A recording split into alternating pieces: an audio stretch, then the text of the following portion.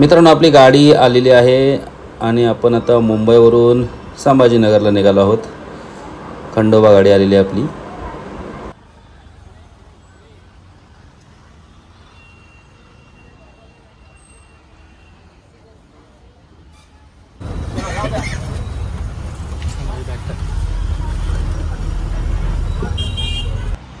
मित्रांनो, नंतर शूटिंग करायला मिळालं नाही आणि आता आपली गाडी जेवायला थांबलेली आहे इथे अहमदनगरला। रात्रीचे 2 वाजलेत।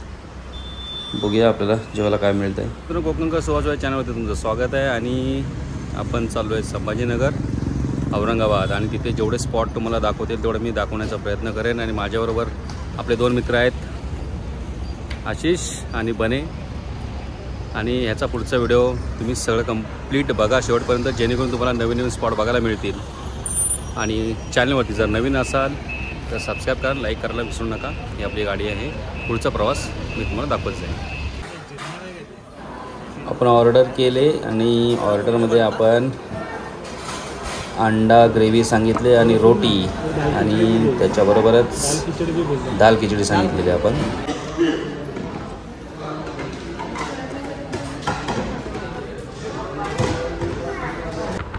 मित्रांनो, गुड मॉर्निंग। आणि आपण संभाजीनगरमध्ये प्रवेश केलेला आहे आणि सकाळचा मनमोहक दृश्य तुम्हाला समोर बघायला मिळतं आहे। जबरदस्त सीन आहे।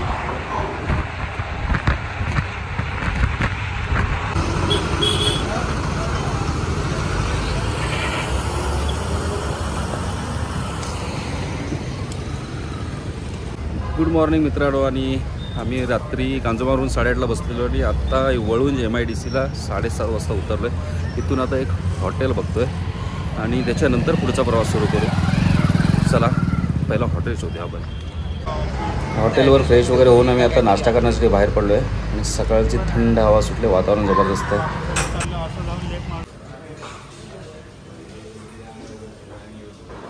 समोर दोघांनी जागा पकडल्या आणि नाश्त्याची वाट बघतो, ऑर्डर दिली आणि हा हॉटेल एकदम जबरदस्त आहे। तुम्ही मागे जे लावलेली पेंटिंग आहे ती सुद्धा बघताय, खूप जुनं आणि मस्त हॉटेल आहे। आपले ऑर्डर आले, मेंदूवडा, उसळ गरमागरम, नक्की खायला या।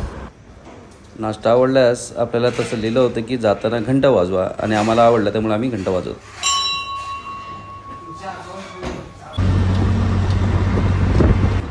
मित्रांनो, आता आपण निघालो आहे घृणेश्वर मंदिर, जे 12 ज्योतिर्लिंगापैकी एक मंदिर आहे शंकराचं। ते मंदिर पाहण्यासाठी आपण निघालो आहे। बघूया शूटिंग करायला मिळते का तिकडे आपल्याला।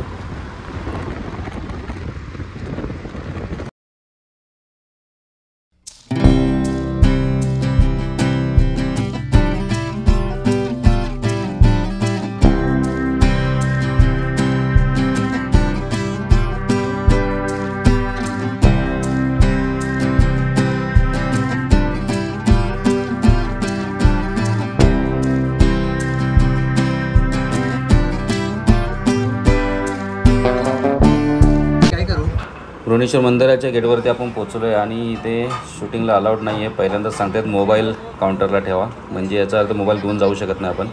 त्यामुळे आतमधली मंदिराची शूटिंग करायला मिळणार नाही आपल्याला। बघूया जेवढं जवळ जातील तेवढं आपण बघूया। आणि हा मार्केट समोर सगळं आहे, प्रसाद वगैरे ज्या वस्तू आहेत त्या समोर मार्केटमध्ये आहे। समोर बोर्ड लागला आहे घृणेश्वर मंदिर आणि हाताचा कळस समोर बघताय तुम्ही।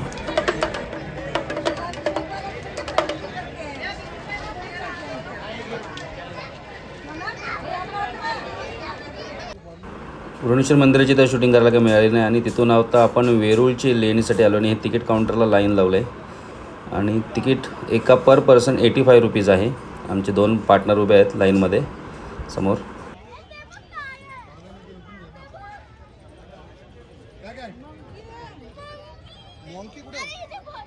आपण काल रात्री निघालो होतो मुंबईवरून आणि आज आपण पहिल्यांदा घृणेश्वर मंदिर केलं, पण तिथे आपल्याला अलाउड नव्हतं शूटिंग करण्यासाठी आणि हे दुसरं वेरूळची लेणी आहेत ते तुम्हाला पाहायला माझ्या मागे मिळतं। त्याचा ह्याच्या पुढची पूर्ण व्हिडिओ शेवटपर्यंत पण, जेणेकरून तुम्हाला सगळ्यांनी पाहायला मिळतील। मित्रांनो, वेरूळची लेणी म्हणजेच अलोरा केव्ज ही छत्रपती संभाजीनगर शहरापासून 30 किलोमीटर अंतरावरील वेरूळ या गावातील जगप्रसिद्ध लेणी आहेत। ही सह्याद्रीच्या सातमाळा पर्वत रांगेतील डोंगरकड्यात साधारणतः 5व्या ते 10व्या शतकाच्या कालखंडात कोरलेल्या एकूण 34 लेणी आहेत। आणि यामध्ये 12 बौद्ध लेणी क्रमांक 1 ते 12 आणि 17 हिंदू लेणी 13 ते 29 आणि 5 जैन लेणी क्रमांक 30 ते 34 याप्रमाणे आहेत. इसवी सन 1951 साली भारत सरकारने या लेण्यांना राष्ट्रीय स्मारक म्हणून घोषित केले. त्याचप्रमाणे त्यानंतर ती भारत सरकारच्या पुरातत्व विभागाकडे सोपवण्यात आली. युनेस्कोने इसवी सन 1983मध्ये वेरूळ लेणीचा समावेश जागतिक वारसा स्थळांच्या यादीत केला. तसेच कैलास मंदिर या जगातील त्याच्या स्थापत्यशास्त्रात अद्भुत आहे, जे राष्ट्रकूट राजवंश नरेश कृष्णा 757 ते 883 मध्ये बांधण्यात आले होते.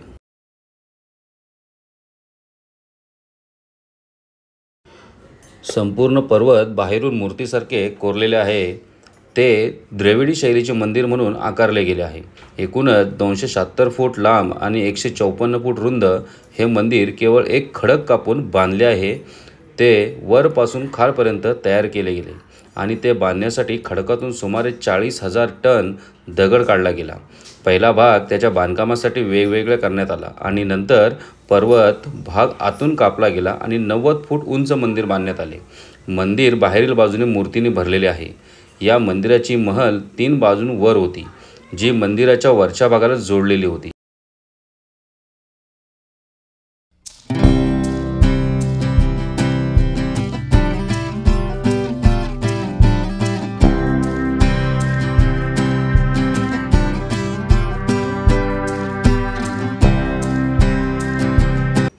समोर गेल्यावर खुल्या मंडपामध्ये समोर नंदी आणि हा समोर दिसणारा विशालकाय हत्ती असे स्तंभ आहेत. हे काम भारतीय स्थापत्य शास्त्र कौशल्यांचा एक अद्भुत नमुनाच आहे असं म्हणायला हरकत नाही. 19व्या शतकात भारतात ब्रिटिश राजवट असताना वेरूळ दुर्लक्षित होते. आक्रमणांमुळे किंवा काळाच्या ओघात मूर्तींचे फार नुकसान झाले होते. ब्रिटिशांनी दुरुस्तीचे थोडेफार प्रयत्न केले, पण तथापि स्वातंत्र्यप्राप्तीनंतरच्या 1960च्या दशकात या लेण्यांची काळजी घेण्याचा प्रयत्न सुरू झाला. या काळात अजिंठा वेरूळच्या लेण्यांचा आंतरराष्ट्रीय दर्जाची पर्यटन स्थळ म्हणून प्रसार सुरू झाला.